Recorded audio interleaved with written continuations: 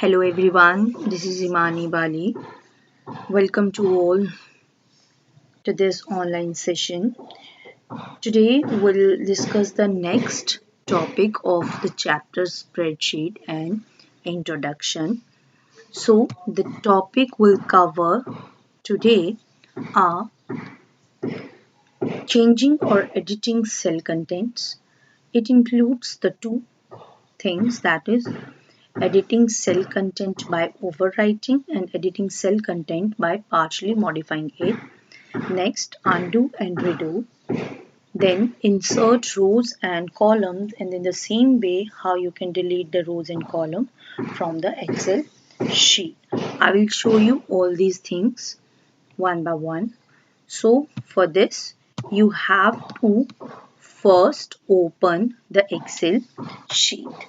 So this is the Excel document that you are showing in the window. The first topic is how you change or edit the cell content. So in this topic you have two subcategories. The first one is by overwriting the cell to be edited. तो सबसे पहली बात आ जाती है what do you mean by changing or editing a cell content. Changing or editing a cell content means you want to change the content of the cell.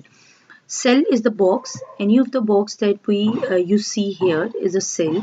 So इस cell के बीच में आप अपने डाटा को, जो भी इसके अंदर लिखा हुआ है, इस डाटा को, if you want to change the data, then how you can change it, how you can edit it. So for this, the first option is by overwriting the cell content. For this मतलब आप इसमें overwrite करना चाहते हैं. Overwrite means कि जो आपने लिखा है उसके ऊपर ही आप नया सेल कंटेंट डाल देंगे. तो इसके लिए आपको क्या करना पड़ेगा, पहले तो आपको उस सेल को सिलेक्ट करना पड़ेगा. You want to select the cell that you want to edit. तो मान लो मुझे इस सेल को एडिट करना है. देख रहे हैं ये हाईलाइट हो चुका है. तो जब मैंने इस पर क्लिक किया, इसको सिलेक्ट किया, then type the new content. अब इसके बाद मैं इसके अंदर कुछ भी लिख सकती हूँ, जैसे कि मैंने इसमें लिख दिया हेलो. तो आप देख रहे हैं कि किस तरह से मेरा जो पहले का, ये देखिए जो पहली चीज़ थी वो थी 45,000 और उसके बाद जो मैंने लिखा, मैंने क्या लिखा उसमें, hello.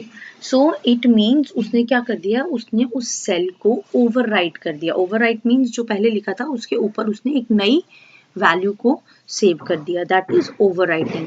And the second one is editing cell content by partially modifying it. Partially modifying का मतलब है कि मैं चाहती हूँ कि यहाँ पे ये पूरे का पूरा डिलीट ना हो.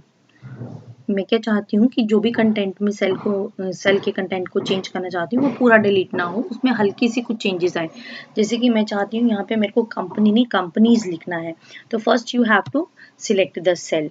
या तो आप उसको सेल को सिलेक्ट करोगे और उसके बाद आप फंक्शन की F2 को प्रेस करोगे. जब आपने फंक्शन की F2 को प्रेस किया तो आपने देखा आपका कर्सर जो है वो वहाँ पे ब्लिंक करना शुरू हो गया उस सेल में.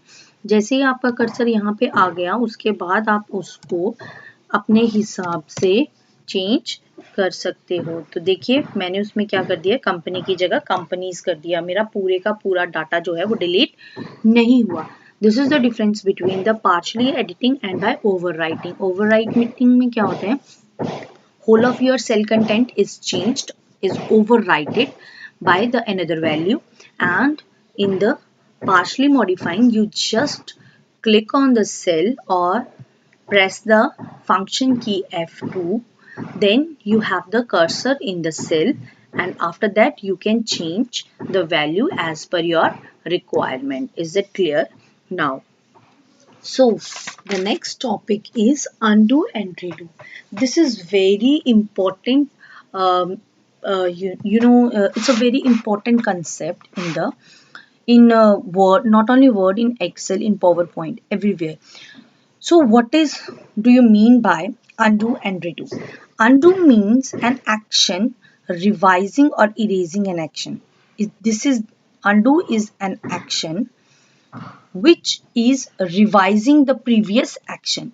मीन्स जो भी आपने किया है, जैसे कि अभी मेरा ये यहाँ पे मैंने इसमें कंपनीज लिखा है, इससे पहले था कंपनी। तो जो भी आपने इसमें लिखा हुआ था, जो इसका प्रीवियस एक्शन था, अंडू से क्या होगा, इसका प्रीवियस एक्शन हो जाएगा। So the shortcut key to undo is Control plus Z. What is the shortcut key? Control plus Z.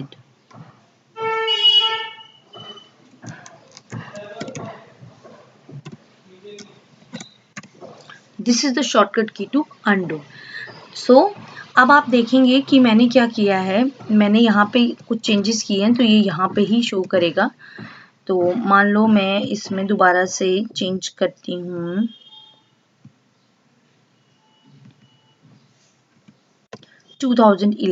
मैंने यहाँ पे 2011 कर दिया। और अब मैं अगर इसको अंडू करूँगी तो क्या होगा, देखिए मैंने ये डिलीट किया था, देख रहे हैं आप, मैंने इसकी जगह पे किया था 2010 की जगह पे, ये देखिए 2011। सो ये एक प्रीवियस एक्शन को रिपीट करेगा।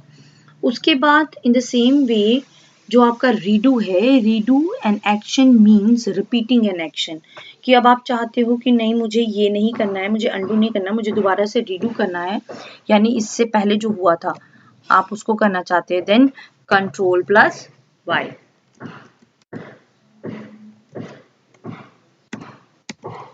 सो this is all about undo and, ये देखिए undo redo, this is undo and this is redo.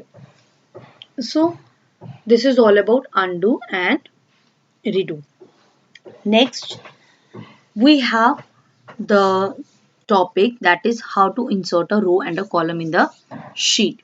So if you want to insert a row, what is a row? Row is the horizontal section, this is row, and column is the vertical section of the sheet. So if you want to insert a new column, first you have to select the cell column header. column header को आपने select करना है, उसके बाद you want to insert a row, column. So what you have to do, in the home tab you have this cell group, here you have the insert, यहाँ पे cell का option आ रहा है, again you have this insert sheet column. If you want to click on this insert drop down button, then you have these options. You want to insert the cell, you want to insert the column, you want to insert the sheet. So here you want to insert the column, क्योंकि मैंने column के header को select किया तो entire column इसका जो है वो select हो गया है। उसके बाद जब मैं कॉलम पे सिलेक्ट करूंगी तो आप ये चीज नोटिस करिएगा, whenever you want to insert any row or any column, तो वो उससे पहले इंसर्ट होगा, उससे नीचे नहीं होगा या उसके बाद में नहीं होगा। तो ये कॉलम मैंने ये वाला सिलेक्ट किया था, या ये सेल भी अगर आप सिलेक्ट करते हैं तो उससे पहले एक रो या एक कॉलम या एक सेल आपका इंसर्ट हो जाएगा। देखिए अगर मैं आप इस कॉलम को सिलेक्ट करते हैं and then you want to insert the column, देखिए अगर आप कॉलम कर रहे हैं तो उससे पहले, उस कॉलम से पहले एक कॉलम इंसर्ट हो जाएगा। So this is the way how you insert a row और अ कॉलम। सो अब मैं इसको अंडू करूंगी तो अंडू देखो, अंडू करने से क्या हो रहा है, ये आपने पहले इंसर्ट नहीं की थी इसलिए ये देखिए, और रिडू, समझ आ गया। तो अब हमारे पास जो नेक्स्ट चीज है वो है how you insert the row. हमने कॉलम तो इंसर्ट कर ली, अब आप एक रो इंसर्ट करना चाहते हैं।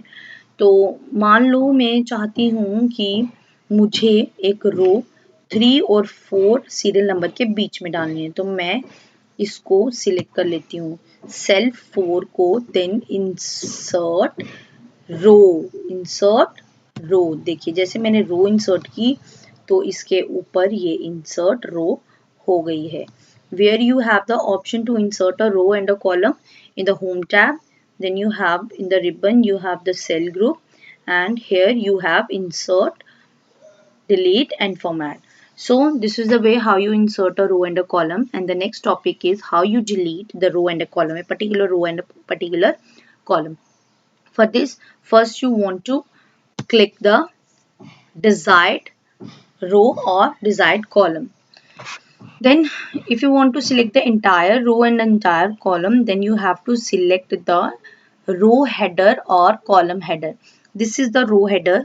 Click on this, and then you have again in the cells group you have this delete option. Delete what you want to delete. Delete the sheet row or delete the cell. मैं delete करना चाहती हूँ sheet के row को. देखिए उसने उस पूरे रो को डिलीट कर दिया और अब मैं उसको अंडू किया मैंने. तो अब मैं काम करती हूँ, मैं इसी वाले रो को जो एम्प्टी रो है उसको डिलीट करती हूँ. Then I want to click on this and then delete the sheet row. मैंने इसे डिलीट कर दिया. अगेन अब मैं इस कॉलम को डिलीट करना चाहती हूँ, या चलिए मैं इस कॉलम को डिलीट कर देती हूँ, कॉलम बी को. For this you have to select the click on this column header.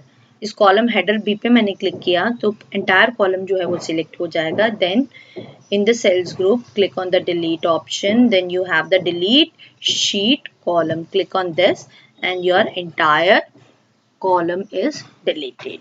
Hope you understand this topic very well. Thank you.